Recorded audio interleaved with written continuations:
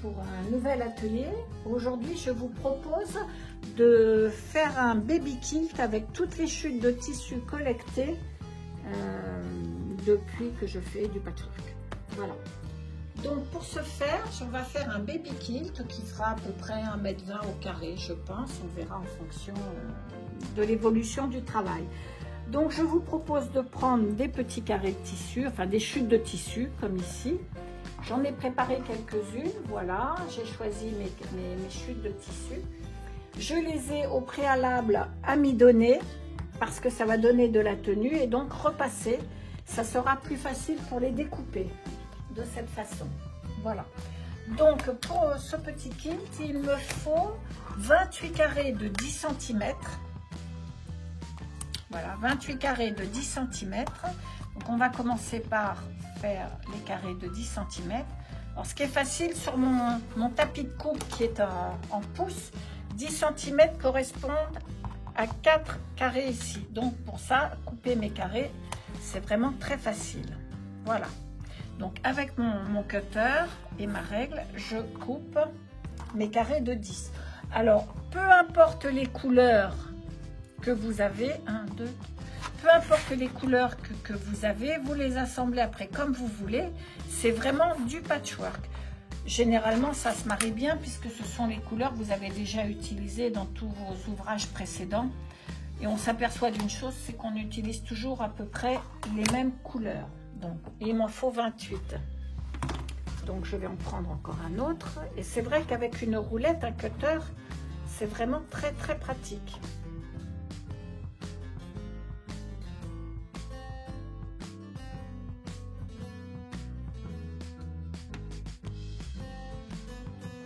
Ensuite, il me faut 56 rectangles qui font donc 10 cm de haut pour s'assembler au carré et 5,5 puisqu'on va les recoudre entre eux.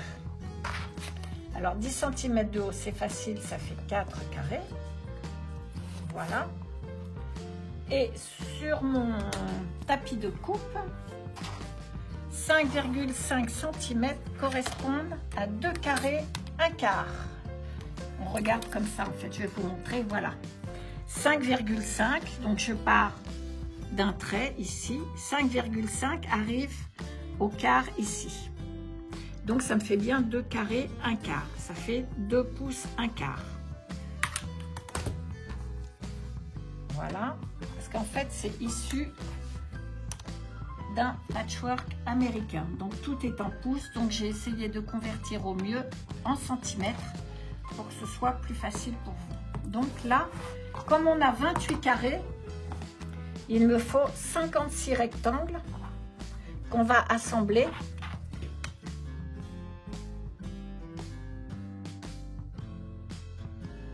Donc on va les assembler avec toujours une couture de 5 mm, ça ne change pas quels que soient les travaux.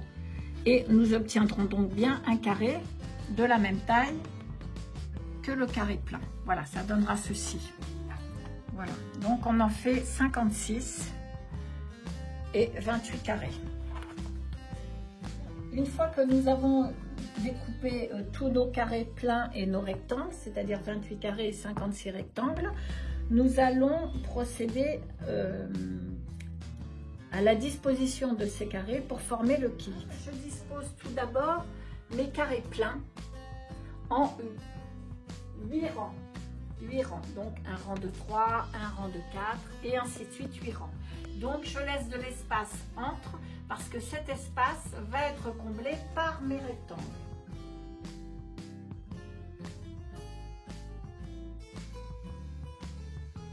Que je dispose ainsi. Peu importe l'ordre, pour le moment, je les dispose comme je veux et ensuite je modifierai si le cœur m'en dit, si je trouve que ce n'est pas assez joli. Voilà. Donc, ce que l'on peut faire, c'est, on va mettre celui-ci ici, voilà, que ce soit quand même pas.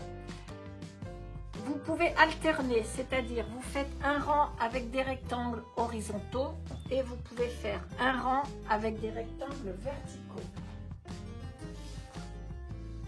Comme ceci, de façon à casser le rythme. Sinon, vous pouvez vous amuser aussi, si vous préférez, faire que des rectangles verticaux ou que des rectangles horizontaux. Moi, pour ma part, j'aime bien alterner. C'est pour ça que je ne le fais pas. Un rang avec des rectangles horizontaux à coller, donc ça me fera des petits carrés, voilà. Et un rang avec des rectangles verticaux et ainsi de suite, horizontaux, verticaux. Voilà. Ensuite, si les couleurs ne me plaisent pas entre elles, libre à vous, c'est pareil. Vous trouvez que vous avez trop de fleurs ensemble, vous pouvez prendre des petits pois et puis mettre les fleurs ailleurs. C'est à vous de voir en fonction des couleurs ce que vous avez envie de faire. Voilà, ça c'est dans un premier temps.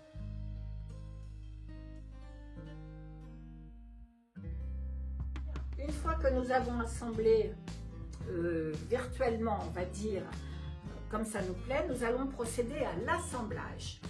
Pour l'assemblage, donc, on commence par le dernier rang, celui qui est le premier à disposition, et nous avons bien 8 rangs.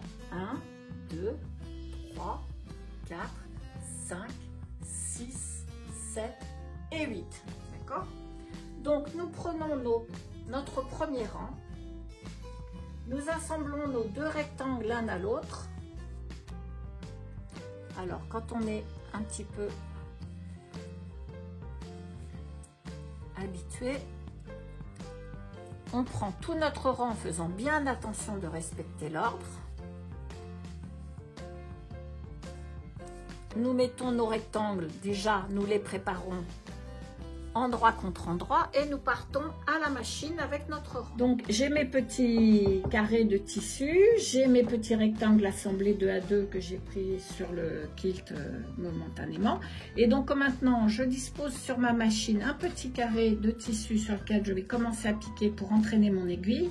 Et lorsque le moment sera venu, mon petit rectangle va suivre le morceau de tissu et je pourrai commencer à coudre donc juste au bord ici de mes rectangles et à la fin. Et pour utiliser moins de fils, je vais mettre tous mes rectangles les uns derrière les autres. C'est une astuce de quilteuse pour utiliser un peu moins de fils. Vous allez voir qu'en patchwork et en quilting, le problème, nous utilisons beaucoup de fils et le fil, c'est quand même ce qui coûte assez cher. Nous voilà, nous partons. Et là, bien sûr, du coup, je n'ai pas besoin de faire de points avant-arrière, puisqu'après, il y aura une couture dans l'autre sens lorsqu'on va assembler nos carrés. Je positionne bien mon tissu au bord de mon pied, puisque c'est ma marque pour la couture. Pour avoir toujours le même espace, c'est ce qui est très important. Voilà, j'arrive à la fin, je mets là, et je vais enfiler quelques points et j'enfile le second, toujours à bonne distance.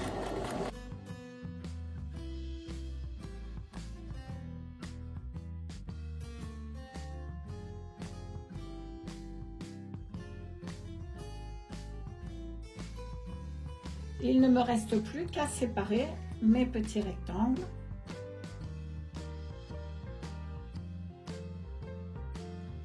J'écarte mes petits rectangles au doigt. On les repassera tous à la fin, mais comme ça, on les écarte au doigt. J'écarte les coutures en deux.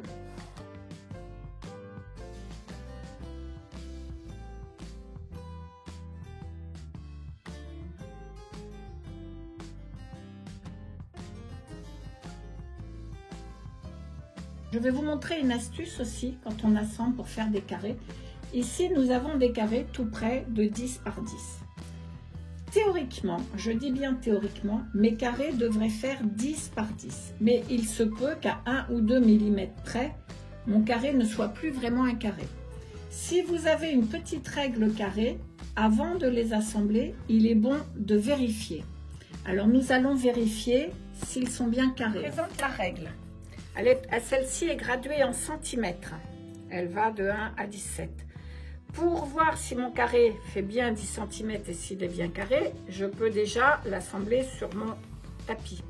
Mais si je veux vraiment vérifier, je dispose ma règle d'une diagonale à l'autre sur un carré et je regarde sur ma ligne si je suis bien sur la ligne des 10 et la ligne des 10 ici.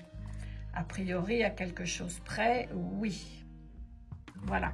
Si je voulais, donc je peux faire dans l'autre sens et je me dis, je regarde s'il est bien carré. Il est bien carré, vous voyez, il est bien sur 10 et il est bien sur 10. Donc ça veut dire que j'ai bien assemblé mes carrés. Je vous montre sur un second. Ici on voit déjà qu'il y a un petit dépassement. Donc je mets ma règle sur 10. Je vois qu'ici je suis bien à 10 et ici bien à 10. Mais ici ça dépasse. Ce que vous pouvez faire, c'est le long de votre règle, c'est donner un petit coup de cutter de façon à faire que votre carré, je vérifie dans l'autre sens, il est bien à 10. Soit bien carré, ça sera plus facile pour assembler ensuite nos rangs.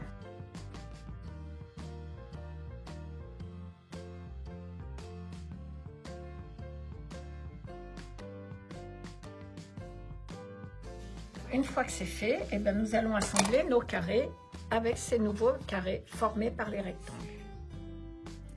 Donc j'assemble, voilà. Donc pour commencer, j'ai bien assemblé mon carré au départ. Voilà. Et nous partons.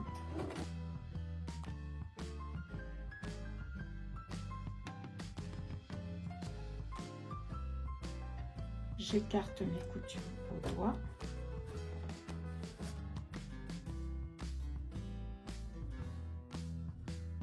Et voyez, ma couture est bien à plat ici. Elle correspond. Alors, vous avez un point de repère aussi. Vous allez voir quand c'est bien carré. Ma couture ici du carré que je vais coudre correspond à l'horizontale, à la couture du premier carré qui a été fait. C'est un point de repère pour voir que votre travail est droit.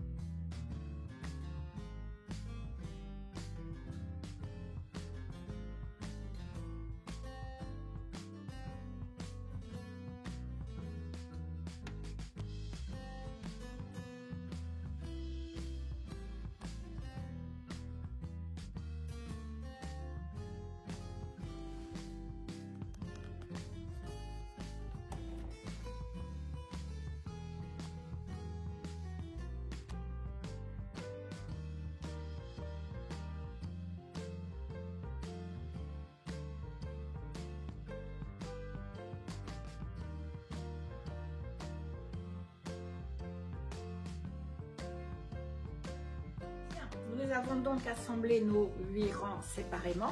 Maintenant, nous allons les repasser correctement et les assembler 2 à 2. Donc, j'en prends 2, les 2 du bas, les 2 premiers. Vous pouvez utiliser la vapeur, mais quand on fait la vapeur, on presse pour bien aplatir nos coutures. On ne bouge pas le fer de cette façon car ça peut déformer les tissus.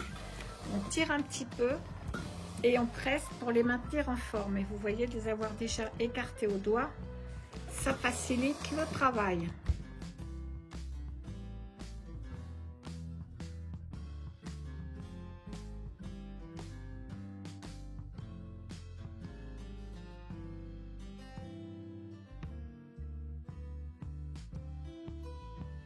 Vous avez donc le rang 1 et le rang 2 qui vont comme ça.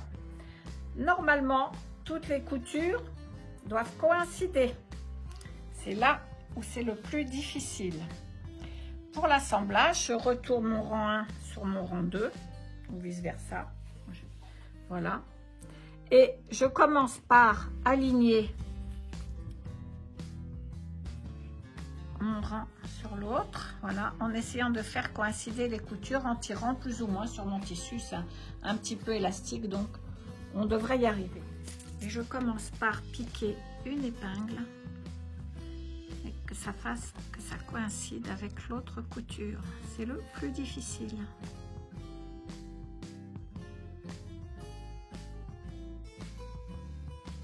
Je fais ça sur toute la longueur du rang.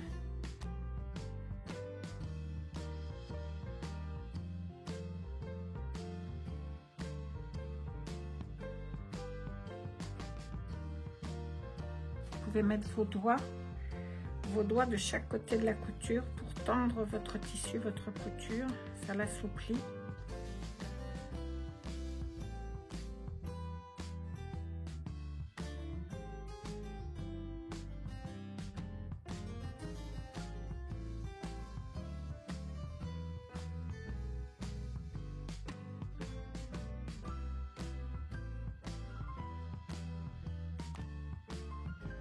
Et c'est pour ça aussi qu'il faut bien veiller à avoir des coutures régulières de 5 mm. Vous pouvez prendre un point de repère sur la machine ou faire à ce moment-là à l'aplomb de votre pied de biche. Voilà, donc on le tend un petit peu. Moi, je repasse, ça met un petit peu en forme quand je presse.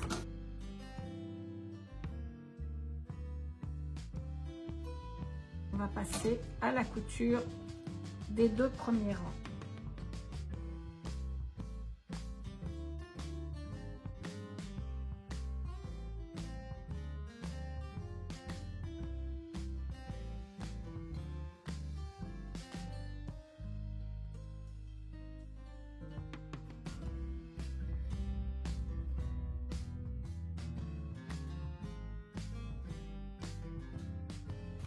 Et voilà nos 2 premiers rangs assemblés.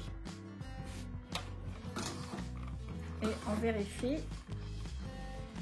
que nos coutures correspondent bien.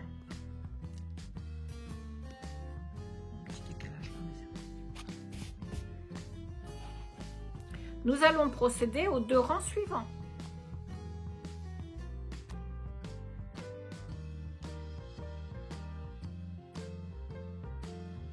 Les 8 rangs sont donc assemblés 2 à 2 et forment donc 4 blocs. Maintenant, nous allons assembler les blocs entre eux. Donc, nous prenons les 2 premiers blocs. Toutes les coutures ont été ouvertes et tout correspond. Donc, nous prenons les 2 premiers blocs et nous les assemblons comme nous avons assemblé les rangs.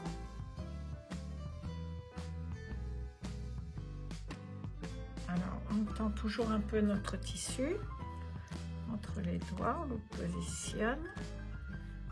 On écarte un peu nos coutures avec les doigts pour faire coïncider le plus possible. Voilà. Il faut qu'on sente les 2 coutures sous les doigts. Et je mets mes épingles dans ce sens parce que ça maintient bien les 2 coutures au milieu entre elles.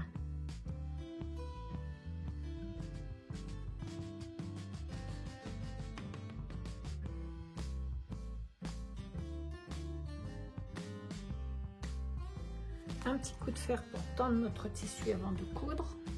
Ça permet de bien aplatir au niveau des coutures et de vérifier sur l'envers du travail que toutes les coutures sont bien ouvertes pour les présenter sous la machine.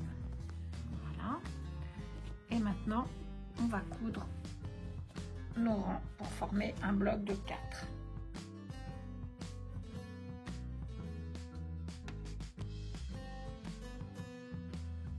Je retourne, je vérifie que ça correspond. Ça correspond pas mal. Un petit coup de fer pour écraser ma couture. Et je retourne et j'écarte la couture. Comme ça, je n'ai pas de surépaisseur pour la suite.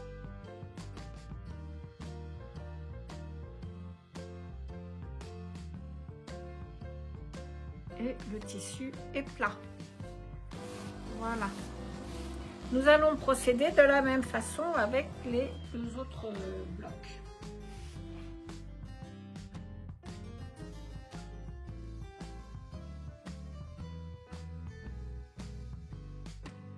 Les blocs sont donc terminés. Nous allons maintenant procéder à l'assemblage de ces 2 derniers blocs. Toujours sur le même principe. Voilà. On va assembler ces 2 blocs pour obtenir notre kit.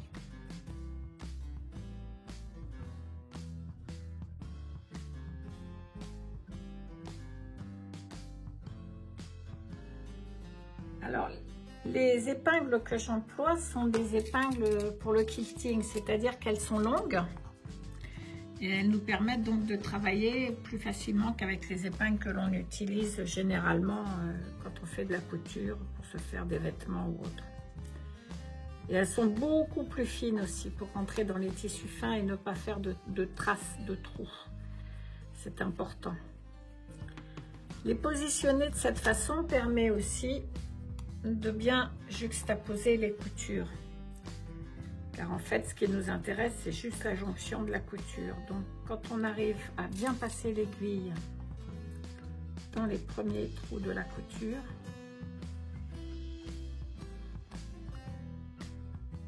voilà, comme ceci, on est sûr que notre tissu est bien positionné.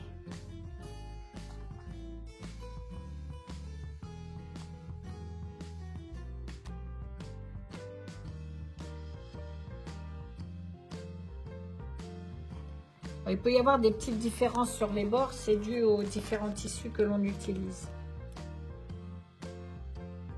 Et la dernière couture.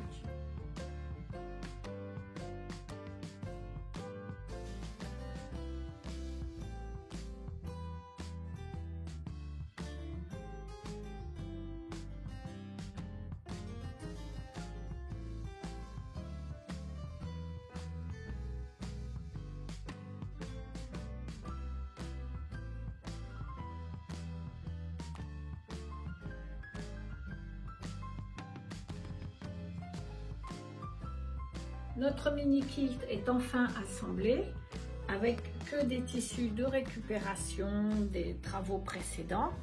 Vous voyez qu'en mettant les couleurs un peu comme on veut, cela donne un ensemble une fois assemblé qui est quand même assez joli.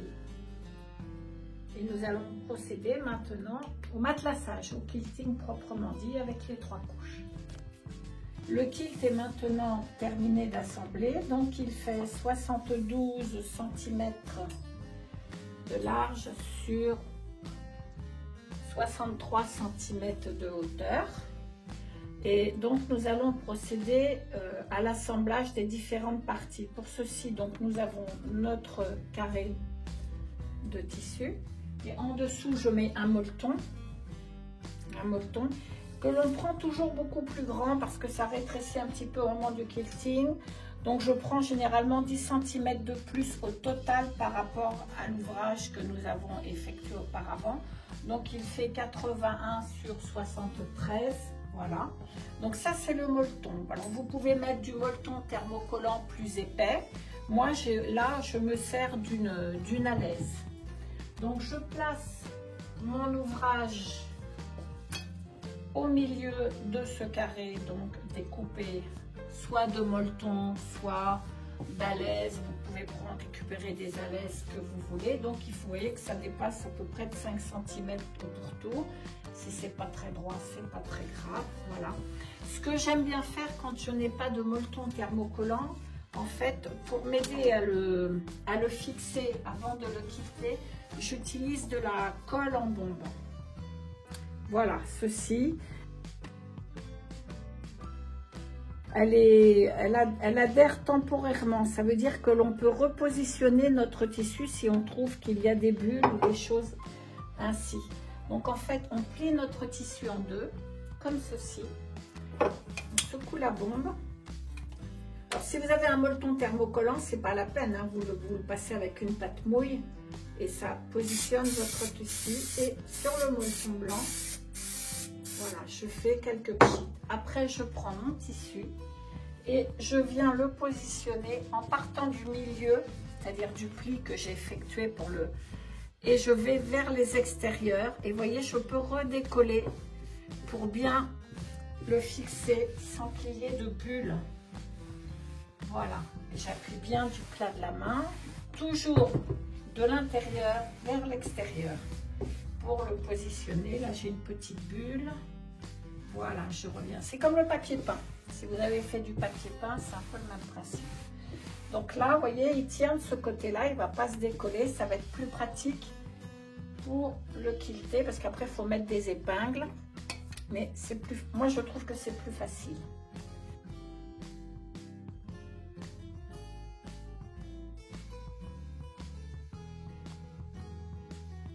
Vous pouvez prendre une vieille couverture polaire si vous avez, hein, pour faire un kilt pour bébé.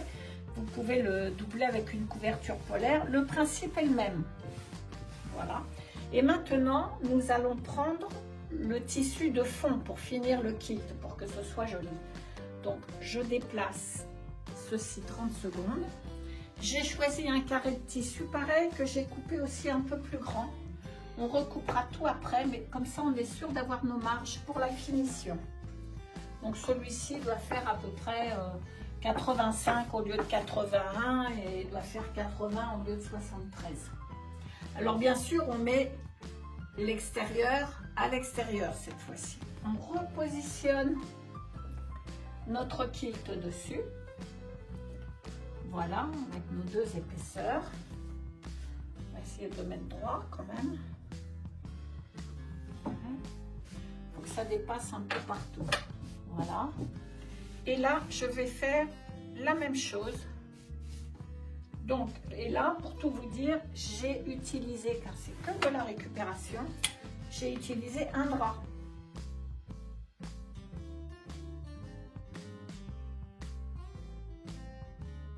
On peut coller, décoller, repositionner. On a largement le temps de travailler.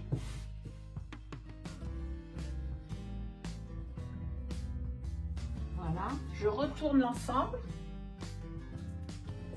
et je vais venir appuyer pour m'assurer qu'il n'y ait pas de pli.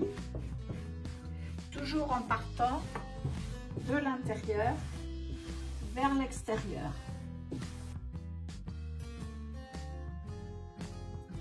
Et maintenant, je vais faire à la machine le quilting proprement dit. Pour le quilting, en fait, ça va être simple cette fois-ci. Je vais passer à la machine, je vais faire un point droit dans toutes mes coutures et ça va fixer tous mes tissus.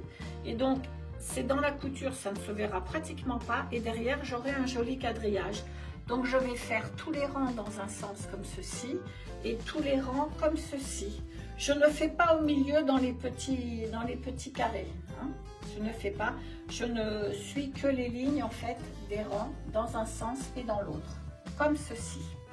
Bien, alors avant de piquer, quand même, il est bon de disposer quelques épingles pour être sûr que le travail ne bouge pas. Car la colle, c'est quand même pas une colle très fixe, on va dire. Voilà, donc par endroit, on met quelques épingles. Voilà, donc je vais les mettre dans les carrés sur lesquels je ne vais pas passer à la machine. Je suis sûre que ça assure mon travail de cette façon.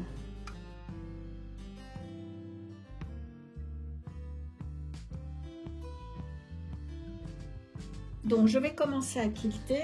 Comme vous pouvez le constater, j'ai mis, si vous en avez un, j'ai mis mon pied transporteur qui me permet de coudre dans la couture directement et qui va bien entraîner mes 3 épaisseurs sans décalage. C'est vraiment un pied très pratique. Si vous pouvez vous en offrir un, si vous n'en avez pas, c'est vraiment l'ustensile à avoir. J'ai aussi un fil à quilter.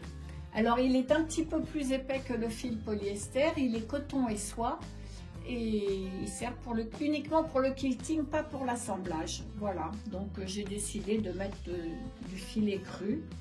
Et donc je commence au bord, tout au bord de mon ouvrage, en plantant l'aiguille dedans. Et je ne fais pas de point avant-arrière au démarrage, c'est pour ça, parce qu'en fait ça va être... On va le voir sur l'envers sinon. Et après, je ramènerai tous mes fils sur le dessus, puisque après, j'aurai un biais ou un entourage qui viendra pour cacher l'ensemble. Voilà. Ça permet de bien fixer l'ouvrage. On ne verra pratiquement pas la couture de ce côté-là. Et j'aurai un joli quadrillage sur l'envers du kilt. Ici, j'arrête à ras de mon ouvrage aussi. Voilà ma couture dans la couture. Vous voyez que ça ne se voit presque pas et en plus, c'est joli. Et comme c'est du fil à quilter, il est un petit peu plus épais et un petit peu brillant. Voilà. Mais sinon, vous utilisez votre fil polyester normal ou le fil que vous aimez bien utiliser pour la couture.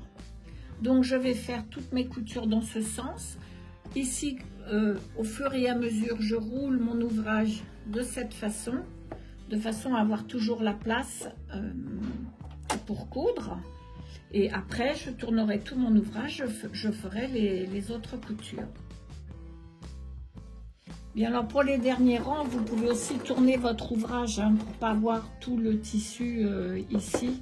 Pour les 2 derniers rangs, j'ai tourné mon ouvrage pour que ce soit plus facile. Et je repars pour faire maintenant, vous voyez, j'ai toutes mes coutures là qui ont été faites. Je repars dans ce sens-là pour faire mon quadrillage. Alors moi j'ai pris l'option, c'est que j'arrêterai tous mes fils ensuite. Je les repasserai tous de ce côté-là et je les couperai. Parce qu'après avec notre biais, de toute façon, on va revenir à 5 mm sur notre travail. Donc toutes nos coutures seront arrêtées par la couture sur le biais. Et moi j'aime bien travailler avec un point qui a 3 degrés de plus que le point initial. Et si vous avez 1, 2, 3, on coud sur 1, je mettrai à la graduation 3 par exemple. Ça fait des points un petit peu plus longs et je trouve que c'est joli pour le matelassage.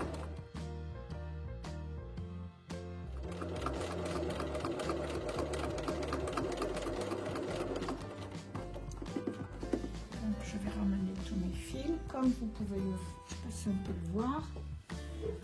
C'est vrai que ça fait blanc sur bleu ciel, mais ça me fait un léger quadrillage sur l'envers de mon travail. Et le travail à l'endroit, voilà ce que ça donne dans les coutures. Moi, c'est pas beaucoup matelassé parce que j'ai utilisé une laisse, mais si vous mettez du molleton au minimum de 5 mm d'épaisseur, vous verrez que ça fait un joli matelassage. Alors maintenant, je vais mettre tous mes fils sur le dessus. C'est-à-dire que je tire le fil du dessus et je ramène l'autre. Je peux les couper, on ne fait pas de nœud.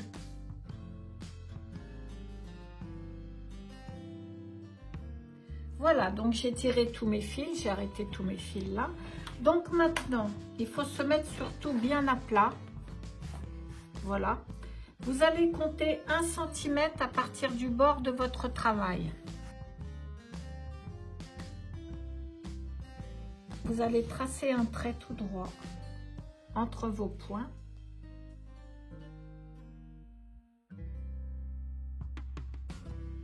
Une fois qu'on a fait ceci, on va décoller notre tissu comme ceci. Vous voyez, c'est pratique, ça se positionne, repositionne, mais en fait, on n'a plus besoin. Donc, on vérifie bien qu'il soit bien tourné au niveau des coutures. Si vous avez des ciseaux, vous prenez des ciseaux. Si vous avez une roulette, vous pouvez le faire à la roulette et on va venir couper notre molleton sur le trait, voilà, à 1 cm du bord.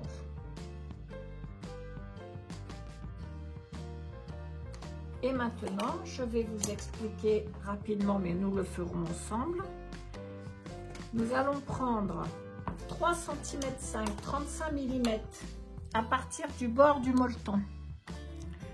On met un petit trait, 35 mm. Je tire un trait. C'est pour ça qu'il faut être bien à plat, hein, surtout que les tissus soient bien tendus.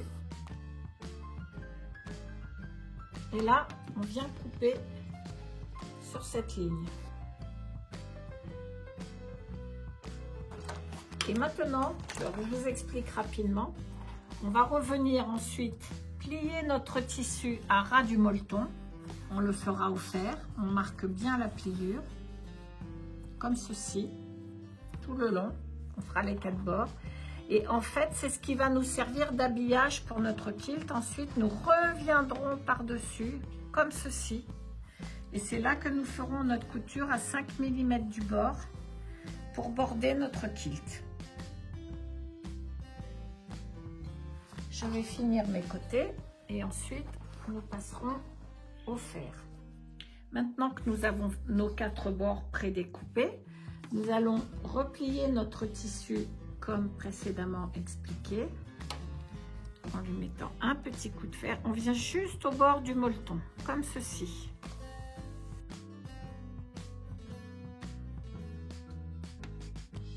On marque bien notre coin, que ce soit bien droit et que on vérifie bien que ça ne dépasse pas du tissu. Voilà.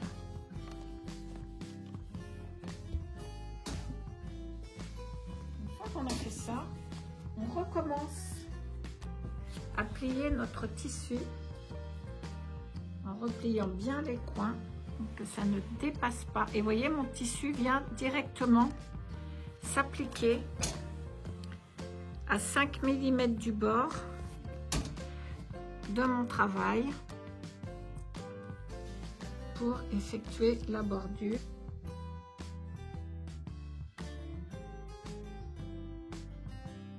Une fois que nous avons replié 2 fois nos 4 coins, nous allons les déplier parce que les coins comme ça, ce n'est pas joli. Donc, il faut qu'on fasse des jolis coins. Vous repérez bien les 2 perpendiculaires là du tissu. Et vous avez une pointe ici qui est la pointe de votre ouvrage. Vous pliez votre tissu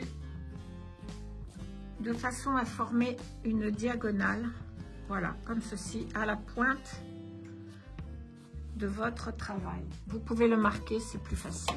On va le marquer un petit peu, on va marquer nos traits. Voilà. Sur cette pliure qui vient d'être marquée,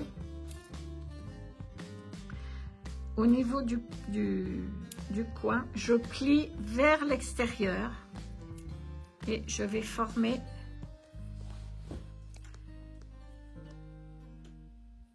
une diagonale, voilà, voilà, ici comme ceci.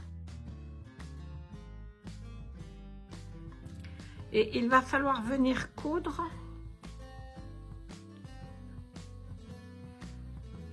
pour former le coin. Donc ma diagonale, je mets une épingle juste au bord pour matérialiser la pointe de mon travail. Et nous allons venir coudre. C'est pas facile à montrer. Voilà. Nous allons venir coudre à partir d'ici, à partir du pli. Nous venons coudre. Nous mettons nos tissus bien bord à bord. Nous venons coudre jusque la ligne de pliure ici. Donc on commence ici et ici surtout on arrête les fils, on fait un point avant-arrière. Voilà, on fait ça sur les 4 coins.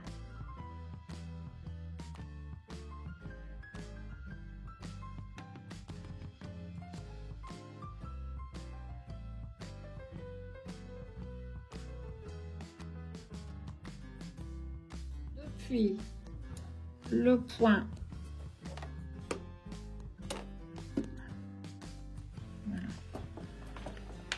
de la pointe, à partir de la pliure, suivant la diagonale que l'on a repassée au fer, et on vient jusqu'à l'aiguille. Et là, on fait des points arrière pour consolider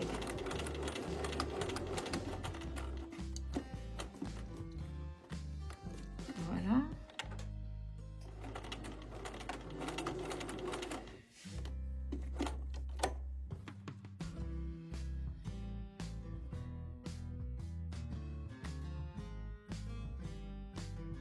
Voilà.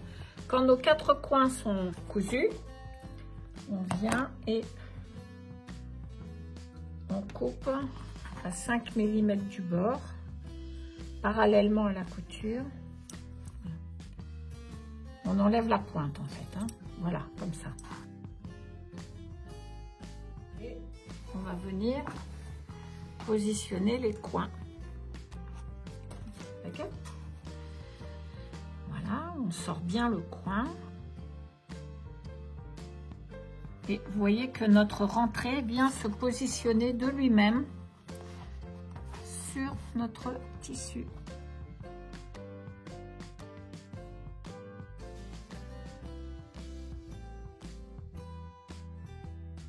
Voilà, une fois qu'on a fait ça, on tend notre tissu un petit peu, voilà, et on revient l'appliquer.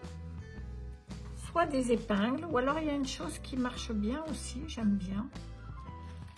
Des petites pinces clips comme ceci, qui sont bien pratiques pour maintenir notre travail.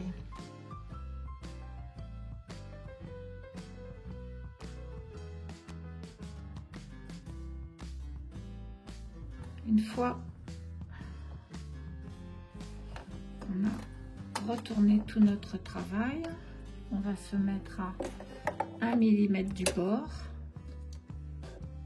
et on va commencer à piquer tout le long en tendant un peu notre tissu pour maintenir l'ensemble en place.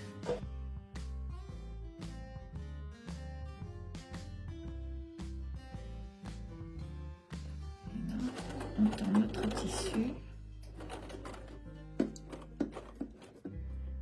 bien pile dans la couture et on tourne l'ouvrage.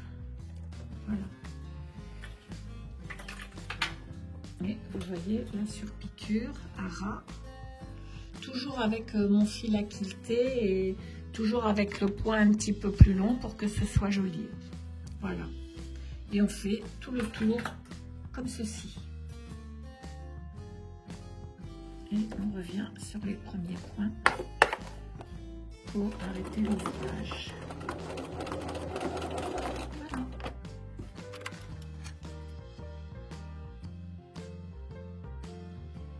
Voilà, et bien les 4 côtés sont cousus, assemblés.